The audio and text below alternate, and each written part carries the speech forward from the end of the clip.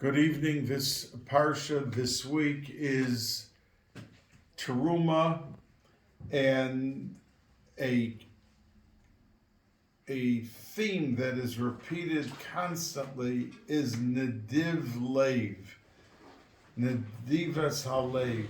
That means the goodness of somebody's will, the goodwill in their giving and what they're doing. So the Mefarshim ask why, when we talk about Terumah, giving Terumah, which means that they had to donate to the Mishkan all of the materials, that they had to do it with the component of Nedivas Halev. So the Mefarshim explain that when the Yidden left Mitzrayim, there was so much gold and silver that went out with them. As I've mentioned, the Medrash that says there were 90 donkeys laden with gold and silver for every Jew, which means every Jew went from poverty to being multimillionaires. So it wasn't a question of how much they gave or how little they gave, because they had enough to give whatever they wanted to the contribution of the Mishkan. But the one thing that really would have reflected their character and their personality was the Nediv Lev, the graciousness of their hearts, of their attitude, their character, and that made a difference. And that's why throughout this Sedra, Parshas Terumah, it's mentioned many times, that expression of Nedivas Halev and the graciousness of giving, that there be a high-spirited willingness for them to give. And that remained by Klal Yisrael, by the Jewish people, as a very important cementing factor in their existence.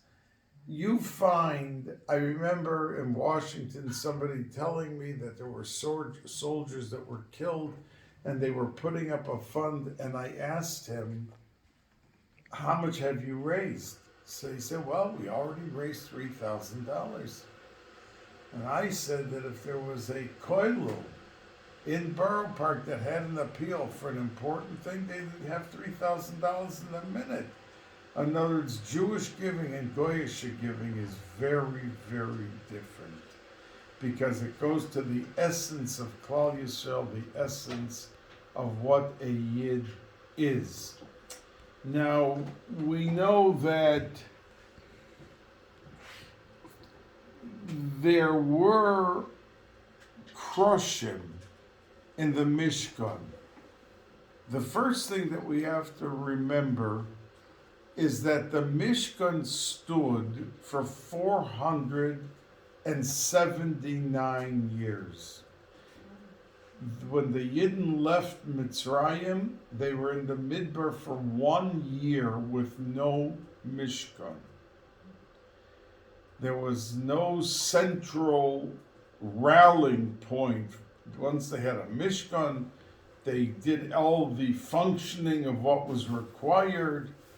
And on the they were 39 years in the desert, in the Midbar. Then they went into Eretz Yisrael, and in Eretz Yisrael, it remained 369 years in Shiloh. That's why throughout Tanakh, it's commonly referred to as Mishkan Shiloh.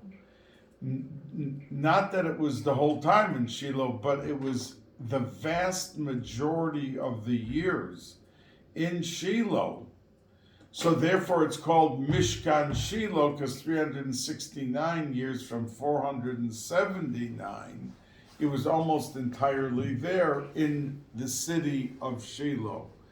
And until Shlomo HaMelech finished building the first Bais Hamikdash and inaugurated and dedicated it, the Mishkan was functional. It was being used every single day as the place that HaKadosh Baruch Hu could have intensification of his Shekhinah. Because the fact is this, HaKadosh Baruch Hu is everywhere, and he sees everything, and he does and responds to every action.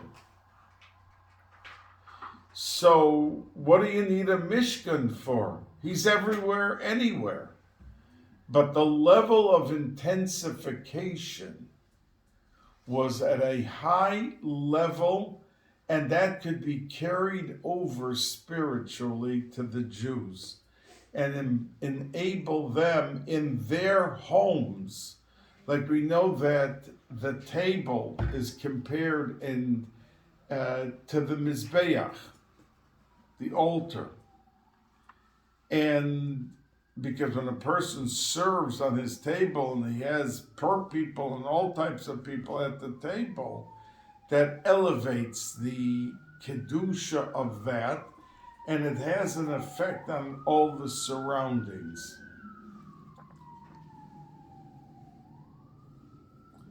Now,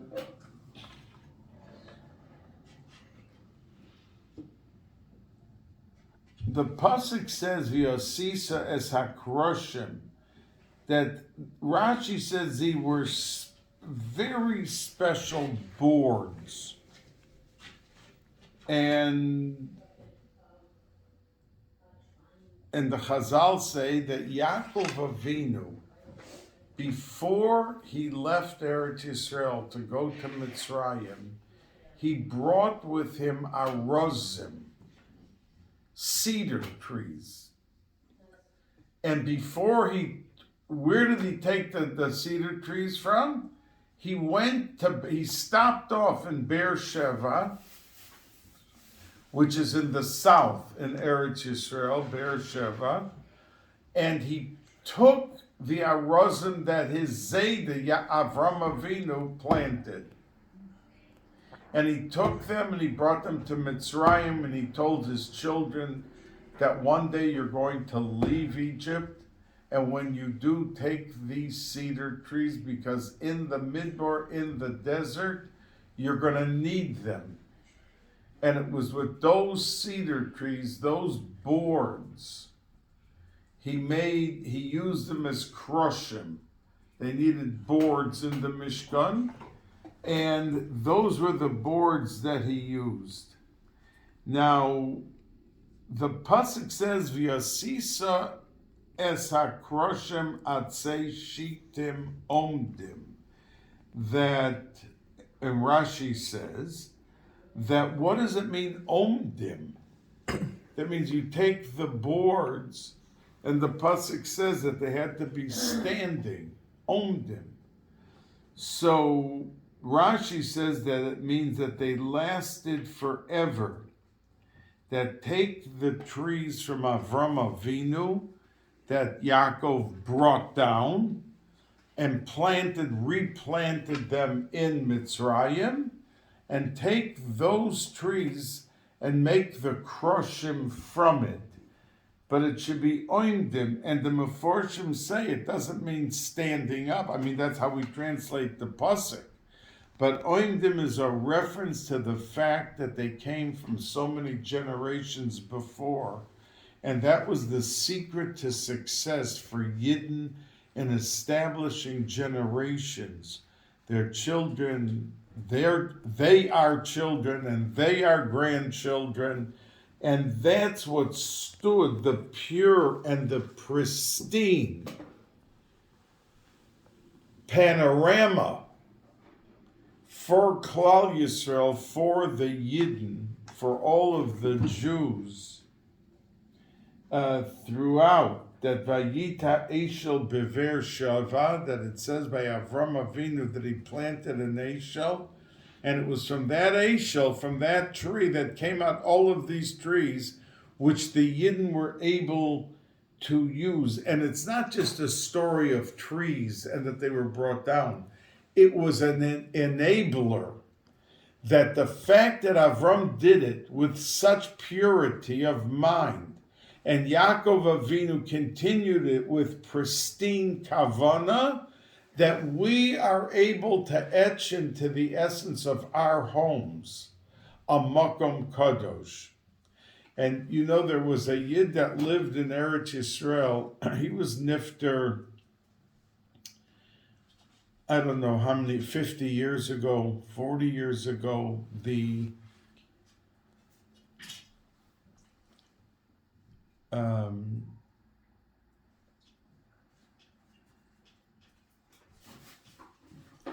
Just 1 minute and it'll come to me. And there was a tzaddik who lived in Yerushalayim, Reb Aryeh Levine. Anyone here ever hear that name, Reb Aryeh Levine? Okay. He was the world famous and called by the whole world the Saddik of Yerushalayim. So one day a Yid was walking down the street and he saw Reb Aryeh Levine crying outside a house in Sharei Chesed. Sharei Chesed is a community, a neighborhood in Yerushalayim. And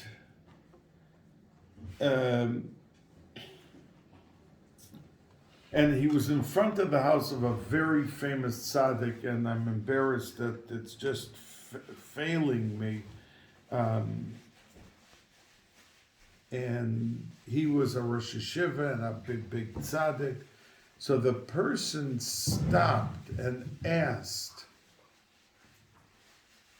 Rabbi Aryeh Levine, why are you standing here and you're crying?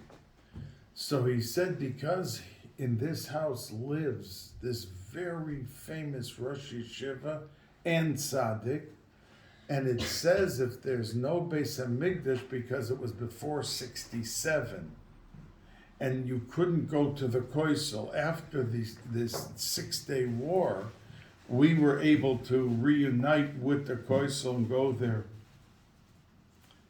And the Rabbi Aryeh Levine said, when we don't have the Koisel, you go to the house of a tzaddik, because it's permeated with such kedusha that it becomes like a Bais Hamikdash, and that's why I'm outside this house, because there's a sick child and I'm davening for that child. So a house can be transformed to how we speak and how we live.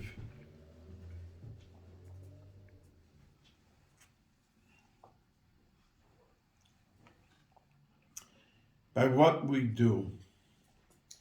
So, Omdim, they translate, it stands for Klal Yisrael forever.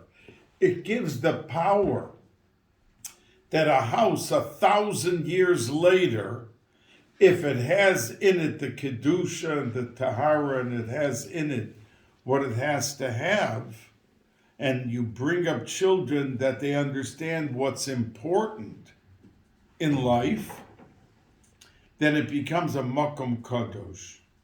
Why is that? Because when it said kroshim, it says the word omdim. It's standing for Klal Yisrael forever, to be able to be the backbone and, as I say, the cementing factor in dealing with Klal Yisrael. Now, with the menorah, it says Te'aseh ha-menorah, that in this week's Parsha, all the different kalim, all the vessels and the items that were needed in the Mishkan are delineated. What their height, what their length, what their width, everything about it. If it was pure gold or there was some shittim, certain type of wood that was in, like the Aron had a box. It was a box of gold inserted to a box of wood, And that box of wood was then inserted to a box of gold. So when you looked at it from inside, it was gold. And when you looked at it from the outside, it was also gold. And every one of the kelim, except for the Mizbeach HaZohav, inside the Kodesh, in the Kodesh Kadoshim, the Holy of Holies, was only the Ark, was only the Oren. Outside the Kodesh Kadoshim was what's called the Holies, Kodesh. And there were three things in that Kodesh. There was the Mizbeach, the altar that they brought the incense on, only the incense. They didn't bring animals or anything. That was the Mizbeach HaNechoshes outside the Kodesh. And there was the table that had the 12 breads. The 12 breads that each week the bread went on, and right at the beginning of Shabbos it was taken off and fresh bread was put in its place. And it says in the Gemara that when they took off the bread that was sitting there the whole week, it was warm and fresh as the minute they had put it on a week before. And the Kohanim ate it. And then you had the Menorah. There were three items, the Mizbeach HaZav, the Shulchan, and the Menorah in this Kodesh, in the Holies. So, about the Menorah, it says that Te'oseh HaMenorah, that the Menorah should be made. And we know that the Medrash says, and Rashi brings it, that Niskasha Moshe, that Moshe Rabbeinu found it difficult, b'maseh menorah, how do I make it? What is it? Now, everything else that he was told to do, he did exactly like he was told, and it was produced. Why was the menorah the exception that he couldn't understand? First, HaKadosh Baruch Hu said, oh, you're having difficulty in understanding? No problem. I'm going to show you what the menorah looks like. So you'll have a mental picture. And he showed it to him, and he still didn't. He wasn't able to do it.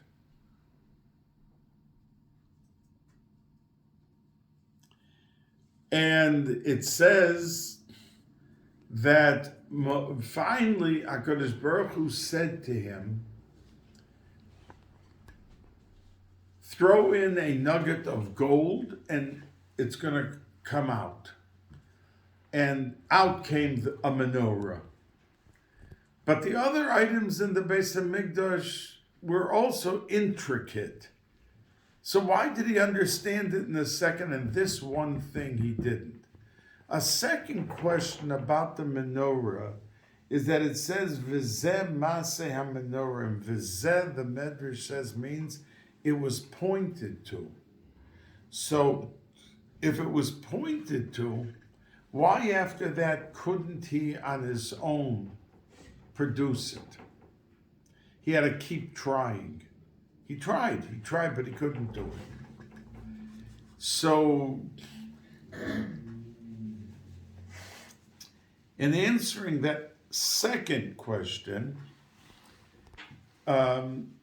it says, Uveirachticha b'chol asher ta'aseh, that when a Yid has a bracha, and Rav Moshe Feinstein used to say that Zichrona Livracha often, when a bacher walked up to him and said, Rebbe, I would like to have a bracha that I should be matzliach in my learning. So Rav Moshe would give him a bracha, but he would say to him, but remember to learn. In other words, a person said, well, I got a bracha. I'm going to sit back and drink lemonade. You know, if I got the bracha, everything's going to happen.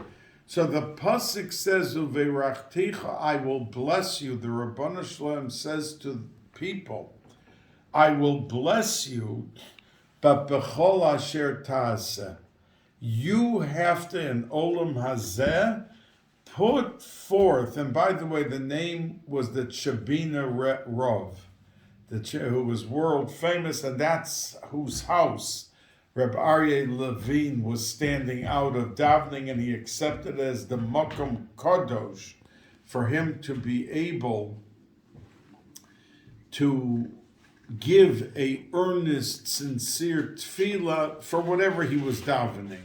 It was the Chabina Rav. Forgive me that I don't know why, maybe I'm a little tired. I couldn't remember the name, but he was world famous and in everything, in Go'oinus, Halacha, Gemara. He wrote many Sfarim in Yonim of Gemara, and he was a Tzaddik Gomer. He was as big a tzaddik as anyone could be. And many people in the 40s and 50s considered him to be the Gadol Hador. And you had living at that time Reb Aaron Kotler and Reb Moshe Feinstein and all the Hasidic Rebbeim. But just to show you how the esteem level for him was so high. But coming back to the menorah, so the menorah, people want to be able to achieve, and a lot of achievement is through Chochmah. The menorah corresponds, Shemen, that Shemen is Chochmah. So a person wants to learn well, the Gemara says he should Yadrim, he should face southward, because the menorah was in the south side of the Kodesh, where it was placed. And since the menorah represents wisdom, therefore you should face southwardly when you daven Shemona Esrei. You're supposed to face east, but you're supposed to just turn a little bit towards the south, and that was to get the bracha. But a person in Olam Hazeh, if he gets a bracha that he's going to become rich, or he has to do something. He can't stand back and say, well, a bracha from such a tzaddik, I don't have to do anything. The bracha is there. It's always connected with B'chol Asher Ta'aseh. Now, we also asked, why was it that only the menorah, Moshe Rabbeinu couldn't understand how to make it, and that Hashem had to step in, throw in the chunk of gold, and out will come the menorah. So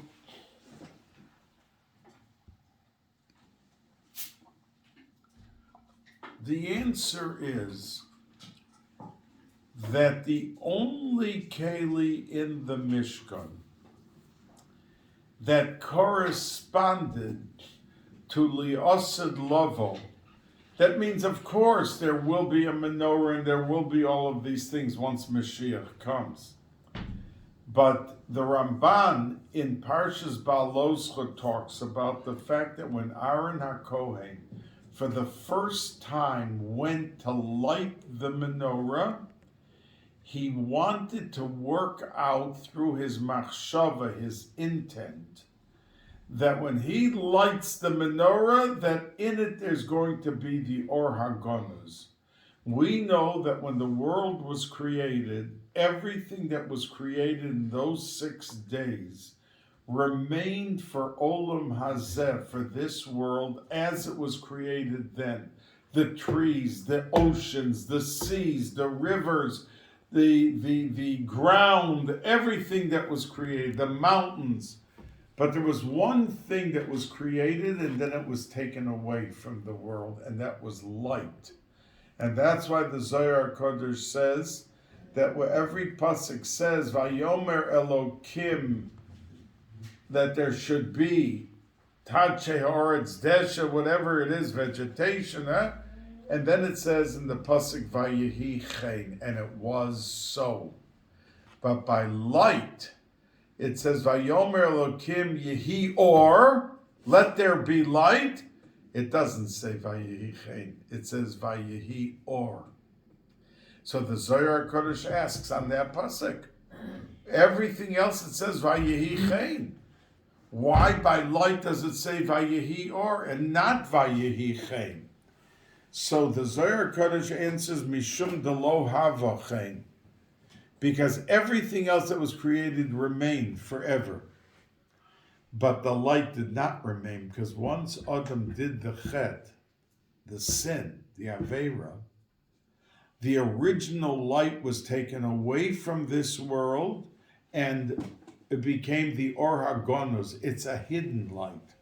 So the Baal Shem Tov said that when a Yid learns Torah and he really learns Lishma, that he brings out the Or, when he feels a satisfaction, like he feels so satisfied, spiritually satisfied. It's not like he ate a piece of chocolate cake, but he's learning Torah and he feels so happy. That is the Or HaGonos, that hidden light that's being ignited in him, because it says Torah Or. And other tzaddikim, that the Baal Shem Tov said, but other tzaddikim said, Tol Mashiach, it's not coming back. So it says, interestingly, and the Ramban talks about it, and other Rishonim and Kadmonim, that Aaron HaKohen was not happy that the original light will not be in this world until Mashiach comes. He saw that Mashiach isn't going to be here for 2,500 years. There's going to be a long time till Mashiach is going to come. As a matter of fact, like 3,300 years since he lived, Aaron HaKohen. And he wanted to bring it back, even though it would be just for a temporary while, but that people should be able to enjoy the Or HaGonos. So when he lit the menorah, he brought down in that light that in the flame was the Or HaGonos. And it enabled generations and generations afterward to be able to enjoy, when they would light their Hanukkah menorahs, that in the flame there is the Or HaGonos. That's why, let's say, Shabbos candles, there is no Or HaGonos. There's no Indian of sitting there by the lights. I mean, many women do sit by the lights and say Bakoshes and Tchinis, which is beautiful and wonderful. But by Ner Hanukkah, it's a halacha. You're not allowed to just light and walk away.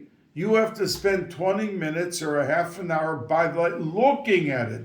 And you become like a blotter, absorbing the ink, absorbing the Or HaGonos into your neshamas. And that's why people sit and look at the Ner Hanukkah. So that may be, say, Meforshim, the reason that Moshe Rabbeinu, no matter how he twisted and turned to make the menorah, it couldn't happen, because the menorah was going to have in it the Or HaGonos. And as big as Moshe Rabbeinu was, he was still a human being. He was born, he died. I mean, there were human characteristics to him. And anyone that had human characteristics could not make the menorah, because it was so exalted in having the Or HaGonos in it. And that's why it had to come from HaKadosh Baruch Hu himself and bring the Or HaGonos. And that's why it says, Teyaseh HaMenorah, that the menorah should be made. It doesn't mean ta'aseh, you should make, but te'aseh, it should be made, which means that it had to come from HaKadosh Baruch Hu. Now,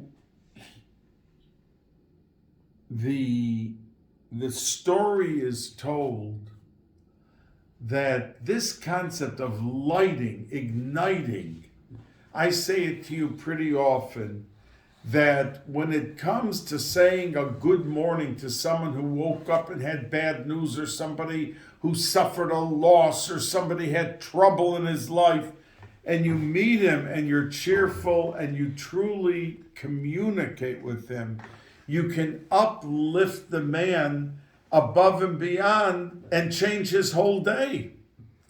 And I want to share with you that there was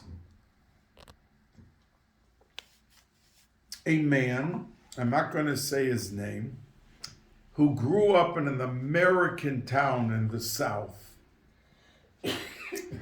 And he was born into a regular, simple family. This was like 100 years ago, in the 20s. And he had this, it wasn't a man, at that point he was a boy, and he had his bar mitzvah. So one man, in front of the bar mitzvah boy, they said, because in those days, the bar mitzvah boy did the haftorah, and that was it. They didn't lay, they didn't say a Yiddish pshetel and a English pshetel and all these things that they do. And one man in front of another man said to the boy, you know, you said the haftorah so beautifully. And the other man said, yes, it was beautiful, but let's see if he's going to be back to mincha. Meaning that the festivities in the morning and the kiddush, which in those days was some whiskey and a little bit herring and a piece of cake. That was it, you know, didn't have anything else.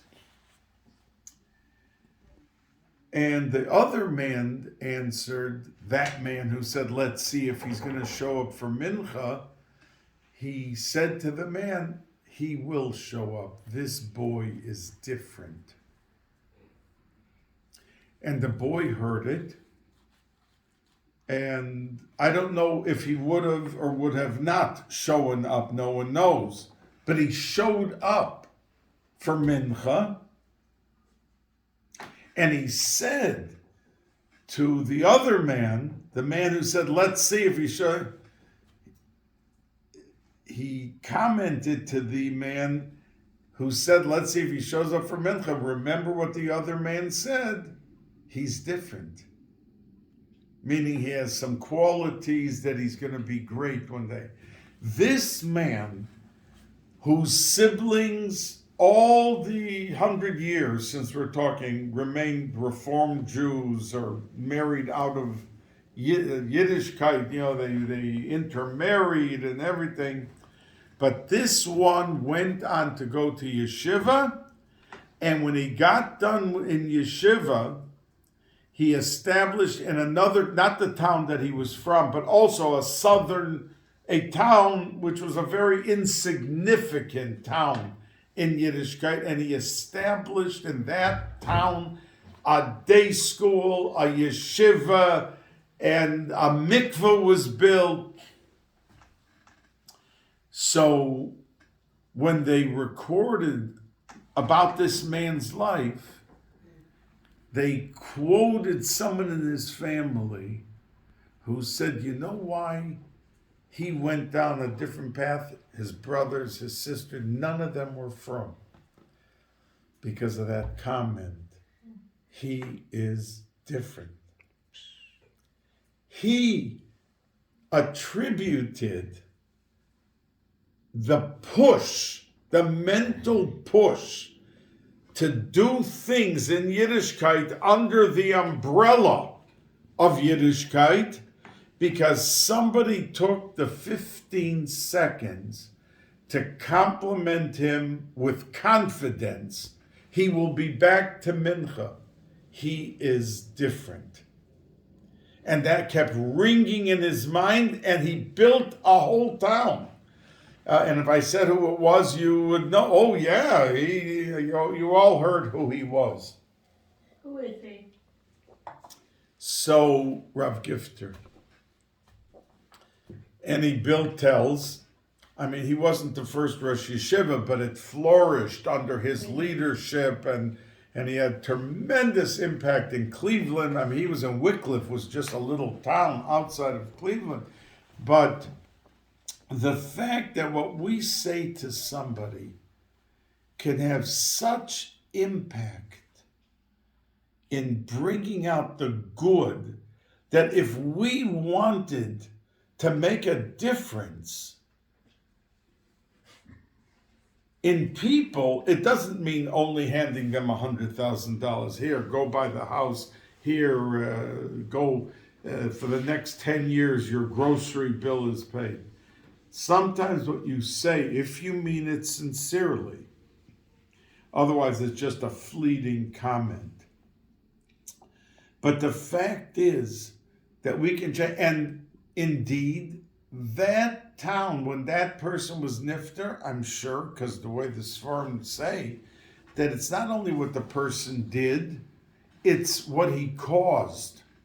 So if there was a yeshiva built that would never have been built in 1950, a day school in an area where he lived, and he caused a mikveh to be built, and all the women who for 50 years or 70 years went and used that mikveh, and for the day school that kids became B'nai Torah, and all of his kids became B'nai Torah, Chashav, younger light, and everything. So the point being that we can make dynamic changes in people when we bring out the best. And sometimes it's only planting a seed. So could you imagine that when this person that we're talking about was nifter, and they showed him when he came up, oh, you have a room full of schusim from the day school that you're making a mistake. I didn't build the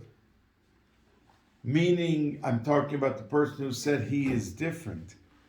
And he has all these thousands of schusim that he would protest and say in a moment of truth, I didn't have anything to do with that. It wasn't the original town where this boy was bar mitzvah. It was a different town, in a different state. So he would say, I don't know what you're talking about. You're giving me credit for something. But the answer is no.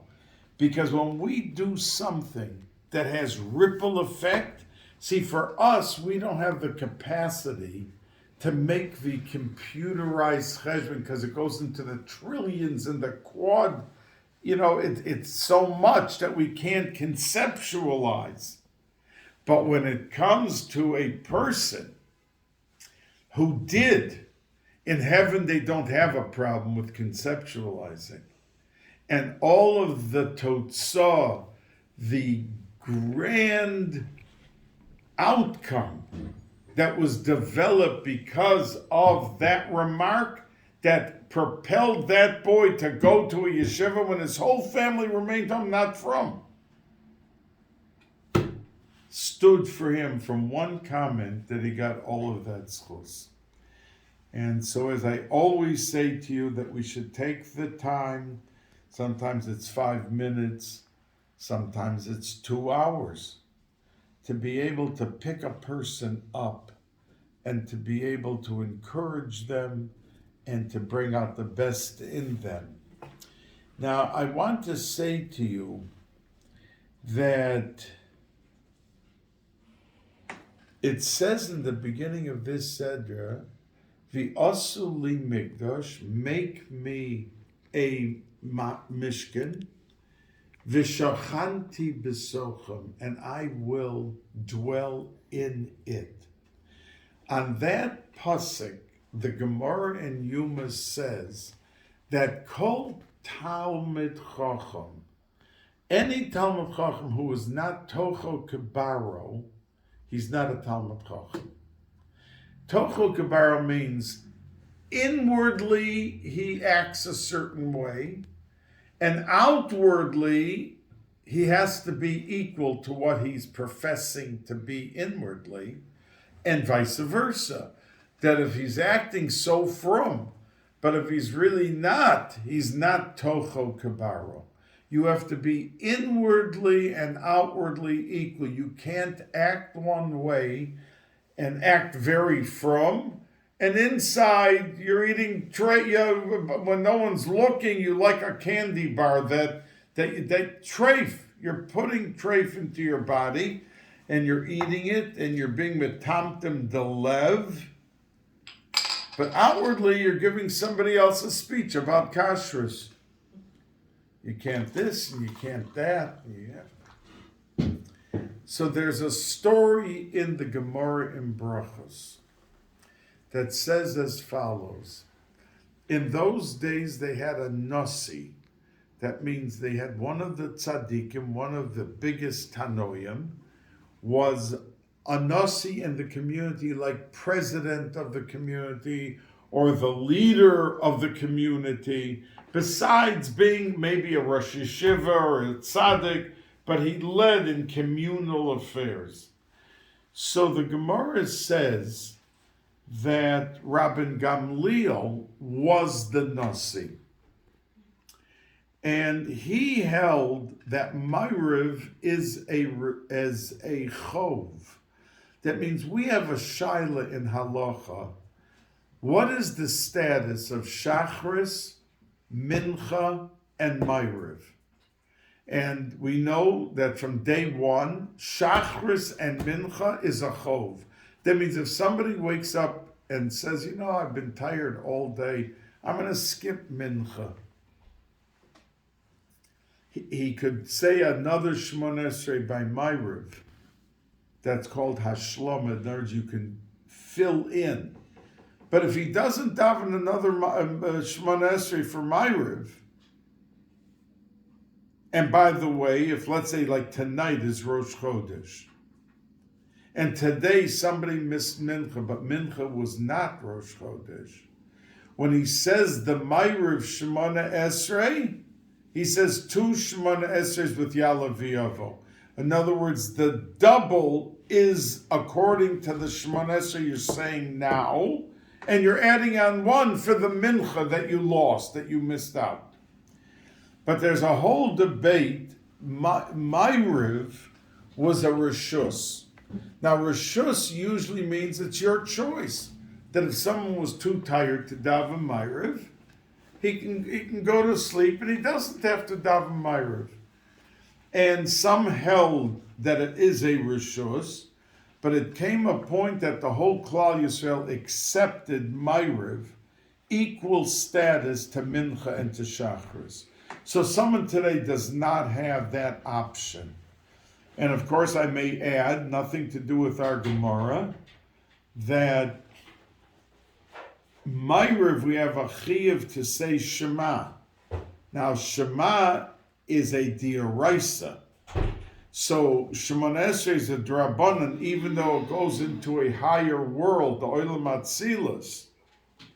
But Shema is not in Olam Atzilus, it's in the Olam Habriya, but it's a diaraisa. When we say Shema Yisrael in the morning, and we say it at night, and that corresponds to the 2 words, B'shachbecha uvekumecha. B'shachbecha means when you lie down, meaning night, a reference to night. Uvekumecha, and when you get up. So you say Shema, let's say today, the Zman Krishna was 9:39. Someone gets up at 9:36, and he washes his hands and quickly says Shema. He got the mitzvah asay diaraisa of Kriya Shema bizmana. He wakes up 9:40, 4 minutes later, he blew it. There's no Krishma bizmana that morning. And that night he could say it in its proper time, which is before Chatzos, and then he gets the mitzvah asay diaraisa. Tonight Chatzos is 12:10. So Rabbi Gamliel held that myriad is a reshus. But there was a Talmud, the Gemara says, a young Talmud, who was younger than the whole group, and he went up to Rabbi Yehoshua, the Gemara says, and he asked him, Rebbe, what is myriad? And he says it's a reshus.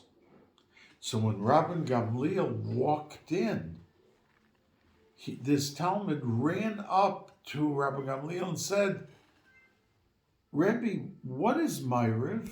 A reshus or a chov? And the Gemara says that Rabbi Gamliel answered him, it's a chov.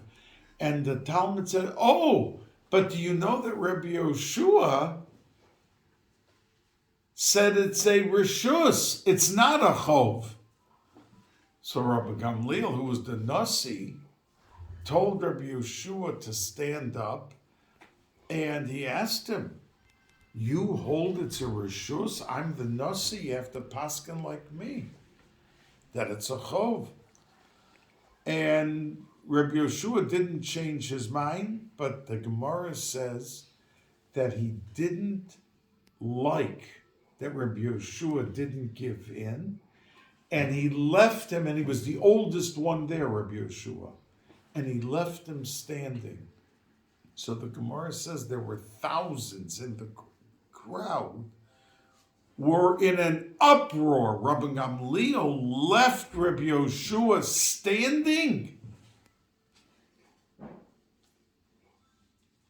We're going to dismiss him as the Nasi. And the Gemara says that they decided they're getting rid of Rabbi Gamliel because this is already the third time that he had a difference of opinion with Rabbi Yehoshua in other cases, and now in the case of myriad being a reshus or a chov, and we've had it. We're sending him out, we're dismissing him. But the question is, who should we take as the new Nasi? So they said that we can't take Rabbi Akiva because he is minishmas gerim. He has no yichus. And they went through a list that we can't take this one because he was poor. They said, oh, you know what? But we could take Rebbe Lozer ben Azariah because he is the 10th generation from Ezra HaSofer, and he is very rich. So when you have to speak in Rome on behalf of all the Jews in Israel, when you have $100 million in the bank, you speak differently, with a different confidence and with a backbone and with a independence and that. So they wanted to take Rabbi Lozer ben Azariah as the new Nasi, but they said, but he's only 18 years old and he looks like a baby. So the Gemara says that that night Rabbi Lozer ben Azariah went to sleep, and he had 18 rows of gray suddenly come into his hair. And we say it at the Seder every year, Hare Ani Kiven Shivim Shana. So there's a pshat because he was a Gilgul from Shmuel HaNavi. Shmuel HaNavi lived 52 years. And he was actually 18 years old. So 52 plus 18 is 70. So that's Hare Ani Kiven Shivim. I'm like 70 years old because the 18 years of my life and the 52 years of Shmuel HaNavi. So the Gemara says that they made Rabbi Lozer ben Azariah the Nasi. And the first thing that he did was Rabbi Gamliel, when he was the Nasi, he had placed a guard in front of the Beis HaMedrash, and the guard did not let anyone in who was not Tocho Kabaro, who was not outwardly as he really was inwardly. In other words, he wanted consistency. And this guard obviously had Ruach HaKodesh because he took one look at the face. And he was able, some guard, that he was able to look at the face and know if or if not the person was Tocho Kabaro. So when Rabbi Lozer ben Azariah became the new Nasi, he said, I want that guard out of here. And I want anyone who wants to come in to learn in the Beis HaMedrash should be allowed in. So they got rid of the guard, and the Gemara says in the first day that there was no guard, that there is two opinions. One says that there were 400 safsolim, benches, added in the Bais HaMedrash, which means, and a safsol could hold 20 people. It could be a long bench. So 20 people times 400 means there was 8,000 more Talmidim in one day when they didn't have the guard outside. Ve'ika diamri, says the Gemara, Shiva meos. Not 400 benches, 700 benches, which means there were thousands added. And he made the announcement, anyone who wants to learn, you are welcome to come in and learn. So the Gemara says, Chol Shadaite the Rabbi Gamliel. Rabbi Gamliel got so depressed when he saw these thousands coming into the Beis HaMedrash. And he said, did I push away so much Torah learning from Klal Yisrael that now there's added 10,000 kids, 14,000, thousands and thousands. So it says in the Gemara that night he had a dream. And in the dream they showed him gigantic containers. And it was filled with ashes. Was a message to him that yes, there are now in the Bais HaMedrash thousands more, but there's nothing to them. It's like ashes. So don't feel so bad. But the Gemara says, Ba'avel kedeli toisev daiti d'Rabbi Gamliel. The only reason they showed him in this dream, all these barrels and utensils, containers, with all the ashes was only to calm him down. But the truth is, he did push away so much Torah learning. They only showed him this, that he should calm down. He was distraught completely. Asks the Chidushei Harim on this statement. Why was Rabbi Gamliel suddenly so dejected? He knew the whole time. He lived right there. He saw that they were turning away hundreds and hundreds every day. This guard didn't let in the thousands every day that wanted to come in. Why was he so thunder and lightning enlightened? I pushed away so much Torah learning. Why was he in such shock? And why was he so despondent? So says the Chidushei Harim, a gewaltic, a beautiful thought. Because Rabbi Gamliel held that if somebody came into the Beis HaMedrash and he was not inwardly as he acted outwardly, it would take him 5 years, 8 years to change himself over. When he saw that Rabbi Elazar ben Azariah sent away the Shomer and brought in all the thousands, and at the end of the day, that very first day, they left the Beis HaMedrash, Tocham Kebaram, they were transformed in one day. That's why he thought it would take 5 years to change a person. We know how hard it is if somebody's stubborn. To get the stubbornness out of him, it could take a whole lifetime. And that's what he held. But when he saw them going in the morning, not Tocham Kebaram, and coming out at 6 o'clock in the afternoon, Tocham Kebaram, that they were transformed in one day by the power of the Beis HaMedrash sitting in the Koisle Beis HaMedrash. That's why he was so dejected and depressed when he saw what happened.